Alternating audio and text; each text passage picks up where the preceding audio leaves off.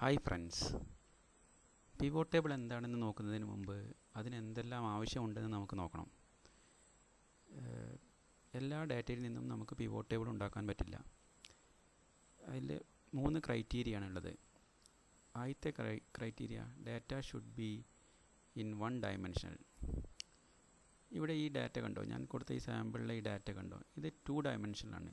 ഇതിൽ ആദ്യത്തെ കോളത്തിൽ പ്രൊഡക്റ്റ് ഉണ്ട്, രണ്ടാമത്തെ കോളത്തിൽ 2018 സെയിൽസ് ഉണ്ട്, മൂന്നാമത്തെ കോളത്തിൽ 2019 സെയിൽസ് ഉണ്ട്. ഇവിടെ ഈ ഡാറ്റകൾ 2 കോളത്തിലായിട്ടാണ്, അതാണ് 2 ഡയമെൻഷണൽ. ഇങ്ങനൊരു ഡാറ്റയിൽ നിന്ന് നമുക്ക് പിവോട്ട് ടേബിൾ ഉണ്ടാക്കാൻ പറ്റില്ല. ഇത് 1 ഡയമെൻഷനിലേക്ക് മാറ്റിയാൽ പറ്റും. ഇതൊരു 1 ഡയമെൻഷണൽ ഡാറ്റയാണ്. ഇവിടെ പ്രൊഡക്റ്റ് ആണ് ആദ്യത്തെ കോളത്തിൽ, രണ്ടാമത്തെ കോളത്തിൽ ഇയർ, മൂന്നാമത്തെ കോളത്തിൽ ഇതിൻ്റെ ടേൺ ഓവർ. ഇതിൽ നിന്ന് നമുക്ക് പിവോട്ട് ടേബിൾ ഉണ്ടാക്കാൻ പറ്റും.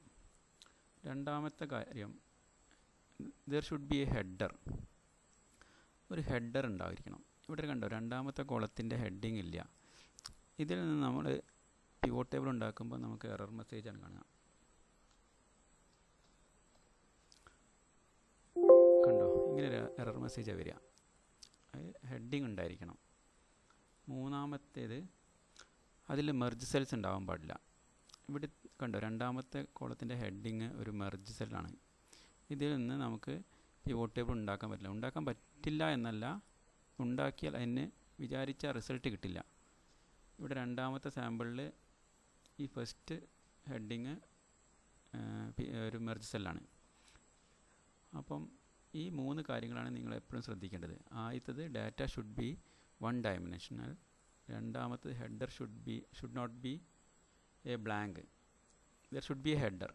മൂന്നാമത്തത്, there should not be any merge cell, ഒരു മെർജ് സെൽ ഉണ്ടാവാൻ പാടില്ല.